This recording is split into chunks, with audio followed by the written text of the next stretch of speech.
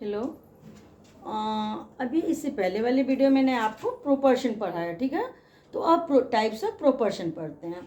तो types of proportion, there are two types of proportion. One is direct proportion, another one is indirect proportion और inverse proportion. Okay, पहले direct proportion के बारे में जानते हैं। डायरेक्ट प्रोपोर्शन किसको बोलते हैं और कैसे होता है। तो direct proportion, types of proportion, direct proportion first पढ़ने जा रहे हैं। तो जस्ट सपोज कीजिए डायरेक्ट प्रोपोर्शन में मैं इसको एक एग्जांपल से आप लोगों को समझाने जा रही हूँ। The cost of one pen का कॉस्ट कितना है? ₹5 है, ठीक है ना। अब द कॉस्ट ऑफ 2 पेन्स ₹10 है। 1 पेन का कॉस्ट ₹5 हो गया, 2 पेन का कॉस्ट ₹10 हो गया, ठीक है। अब ratio of the number of pens कितना हुआ? तो पेन का कितना है? 1:2, क्योंकि 1 फर्स्ट पेन का 5 1:2। We can write here ratio of the pens 1:2 number. Ratio of the cost of the pens it is 5:10, 5:10। आप यहाँ क्या देखेंगे, यहाँ अगर पेन का रेशियो यहाँ पे इंक्रीज हो रहा है तो कॉस्ट भी इंक्रीज हो रहा है, ठीक है ना। अगर हमारा रेशियो इंक्रीज होता है और कॉस्ट भी इंक्रीज होता है तो क्या होता है? वो डायरेक्ट प्रोपोर्शन होता है, ठीक है ना। यहाँ पे फिर से एक बार ध्यान दें, डायरेक्ट प्रोपोर्शन, हम लोग डायरेक्ट प्रोपोर्शन पढ़ने जा रहे हैं। डायरेक्ट प्रोपोर्शन में अगर हमारा नंबर ऑफ आइटम और नंबर ऑफ कॉस्ट दोनों इंक्रीज हो रहा है, इट मीन्स कि क्या हुआ? डायरेक्ट प्रोपोर्शन हुआ, ठीक है। तो मैंने एक एग्जांपल लिया, द कॉस्ट ऑफ 1 पेन ₹5 है और कॉस्ट ऑफ 2 पेन्स का कितना है? ₹10 है। तो हमारा रेशियो, पेन का रेशियो क्या है? 1:2 और इसका कॉस्ट का रेशियो क्या है? 5:10। हम यहाँ देख रहे हैं अगर 1 पेन है तो ₹5 हो रहा है, 2 पेन्स है तो ₹10 हो रहा है। कहने का मतलब हम यहाँ क्या देख रहे हैं कि अगर यहाँ पे pen, number of pen increase हो रहा है तो नंबर ऑफ कॉस्ट भी इंक्रीज हो रहा है ना, रुपीज़ भी इंक्रीज हो रहा है। तो इसे क्या कहते हैं? Direct proportion. अब चलिए पढ़ते हैं हम लोग इनडायरेक्ट प्रोपोर्शन के। चलिए अब हम इनवर्स प्रोपोर्शन, इनडायरेक्ट प्रोपोर्शन के बारे में समझते हैं, ये क्या है। तो इनडायरेक्ट प्रोपोर्शन को इनवर्स प्रोपोर्शन भी बोलते हैं, ठीक है ना।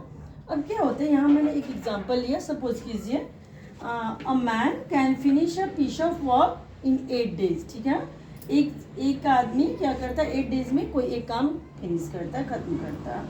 2 men can finish a piece of work in 4 days। ध्यान दीजिए, फर्स्ट में 1 man कैन फिनिश मैंने बोला और सेकेंड में 2 men can finish a piece of work in 4 days। कहने का मतलब यहाँ अगर मेन इंक्रीज हो रहा है, ठीक है, वर्कर्स इंक्रीज हो रहा है, तो नंबर ऑफ डेज क्या हो रहा है? यहाँ पे डिक्रीज हो रहा है, ठीक है ना। तो रेशियो ऑफ मेन कितना हुआ? 1:2। अब रेशियो ऑफ वर्किंग डेज कितना हुआ यहाँ पे? 8:4, 8:4। इसको मैंने रेशियो में कन्वर्ट किया, 8/4। मैंने आपको बता चुका है रेशियो निकालने के लिए मैं इसको फ्रैक्शन में चेंज करती हूँ, ठीक है ना। तो 8/4। अब इसको काटा, 4 1 जा 4 2 जा रिड्यूस किया, 2:1। यहाँ आप क्या देख सकते हैं? रेशियो ऑफ मेन 1:2 है एंड रेशियो ऑफ वर्किंग क्या हो रहा है? 2:1 हो रहा है। कहने का मतलब इसका ठीक अपोजिट हो रहा है। तो अगर यहाँ पे वर्किंग डेज से और मेन अगर इंक्रीज कर रहा है तो वर्किंग डेज क्या हो रहा है? डिक्रीज कर रहा है, ठीक है ना। तो इसको क्या बोलेंगे? इनवर्स प्रोपोर्शन और इनडायरेक्ट प्रोपोर्शन बोलेंगे, ठीक है। फिर एक बार फिर से समझते हैं इनडायरेक्ट प्रोपोर्शन। सपोज किया मैंने 1 man can finish a piece of work in 8 days। एक आदमी जो कि 8 दिन में वो काम खत्म करता है। And 2 men can finish a piece of work in 4 days। और 2 आदमी सेम वर्क को 4 days में खत्म करते हैं, ठीक है ना। तो कहने का मतलब यहाँ एक आदमी 8 दिन में खत्म किया और 2 आदमी कितने दिनों में खत्म किया? 4 दिनों में। जब यहाँ पे मेन इंक्रीज किया तो नंबर ऑफ डेज क्या हुआ? डिक्रीज हो गया, घट गया। तो रेशियो ऑफ मेन 1:2 और रेशियो ऑफ वर्किंग डेज 8:4। मैंने इसको रिड्यूस किया 2/1। आप यहाँ क्लियरली देख सकते हो कि यहाँ पे 1:2 है, यहाँ पे 2:1 है। तो अगर यहाँ पे पहले वाले रेशियो से दूसरा रेशियो अगर उल्टा हो, अपोजिट हो, इसको हम इनवर्स प्रोपोर्शन बोलते हैं और इसको हम या तो इनडायरेक्ट प्रोपोर्शन बोलते हैं, ठीक है। अब कुछ प्रॉब्लम मैं सोल्व करती हूँ जिससे आप लोगों को इजी होगा और प्रॉब्लम सब सोल्व करने में, ठीक है ना। चलिए मिलते हैं प्रॉब्लम सोल्व करने में। चलिए मैंने एक क्वेश्चन लिया है, ठीक है। ये there are 140 boys and 120 girls in a school, find the ratio of boys to the girls and boys to the total number of students. ठीक है, मैं आपके सामने ये क्वेश्चन सोल्व करने जा रही हूँ। ठीक है, देखिए ध्यान दें यहाँ पे। अब नंबर ऑफ बॉयज कितना है 140, ठीक है ना। तो number of boys equal to 140 और number of girls equal to 120। ठीक है, अब ध्यान दीजिएगा क्वेश्चन में पहले क्या है, बॉयज है, तो हम बॉयज को ही 140:120 लिखेंगे।